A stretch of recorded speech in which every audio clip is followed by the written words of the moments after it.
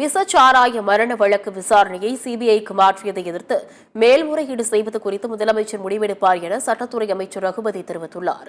புதுக்கோட்டையில் செய்தியாளர்களிடம் பேசிய அவர், கள்ளக்குறிச்சி விசச்சாராய வழக்கை சிபிசிஐடி முறையாக விசாரித்து வரும் நிலையில் உயர்நீதிமன்றம் சிபிஐக்கு மாற்றியது ஆச்சரியத்தை அளிக்கிறது என்று கூறினார். மணிப்பூர் மாநிலத்திற்கு பணி மாறுதலாகி செல்ல உள்ள நீதிபதி தற்போது இந்த வழக்கில் தீர்ப்பு வழங்கியுள்ளார் என்று கூறியுள்ள அமைச்சர் ரகுபதி, மேல்முறையீடு செய்வது குறித்து சட்ட நிபுணர்களோடு ஆலோசனை செய்து முதலமைச்சர் நடவடிக்கை எடுப்பார் என்று கூறினார்.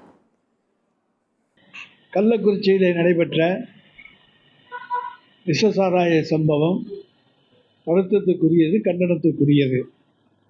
அது குறித்து உடனடியாக 3 தமிழ்நாடு அமைச்சர்களை உடனே அந்த இடத்துக்கு உடனடியாக விரைந்து அனுப்பியவர் மாண்புமிகு தமிழ்நாடு முதலமைச்சர் அவர்கள். உடனடியாக உரிய நடவடிக்கைகளை மேற்கொண்டு அங்கே தேவையான வைத்திய உதவிகள், அதுபோல அவர்கள் உயிரை காப்பாற்றுவதற்காக உயர் சிகிச்சை போன்ற நடவடிக்கைகள் எல்லாம் அமைச்சர்களுடைய பரிந்துரையின் அடிப்படையிலே உடனடியாக மேற்கொண்டவர் மாண்புமிகு தமிழ்நாடு முதலமைச்சர் அவர்கள் ஆவார்கள். அது மட்டுமல்லாமல் ஓய்வு பெற்ற நீதிபதி கோகுல்தாஸ் தலைமையிலே ஒரு விசாரணை கமிஷனும் இன்றைக்கு அமைக்கப்பட்டு அந்த நீதியரசருடைய விசாரணை குழு விசாரித்துக் கொண்டிருக்கின்றது.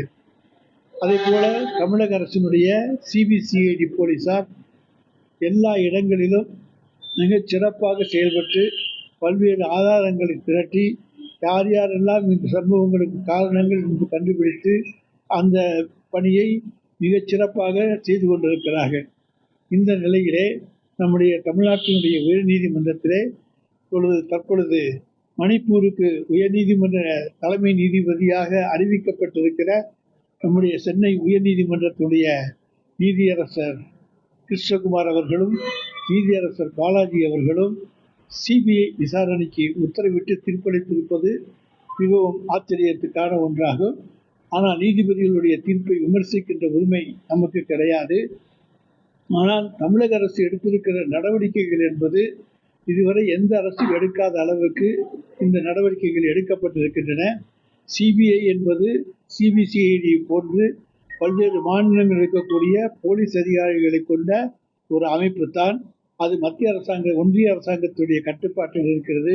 இது ஒன்றிய அரசுக்கும் மாநில அரசுக்கும் ஒரு நிர்வாக சீர்குலைவை உருவாக்குகின்ற வகையிலே இந்த வகையான தீர்ப்புகள் அமைந்து விடுகின்ற சூழலை உருவாகின்றது.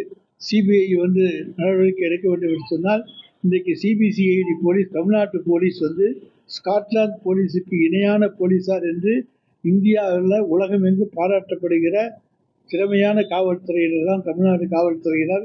எந்த வழக்கையும் மிகச் சிறப்பாக கையாளக்கூடிய ஆற்றல் மிக்கவர்கள் நம்முடைய தமிழ்நாடு காவல்துறையினர். அதை போலவே இந்த வழக்கையும் மிகச் சிறப்பாக அவர்கள் கையாண்டு வருகின்றார்கள். உரிய நடவடிக்கைகள் படிப்படியாக உரிய காலகட்டங்களிலே எடுக்கப்பட்டு வருகின்றன.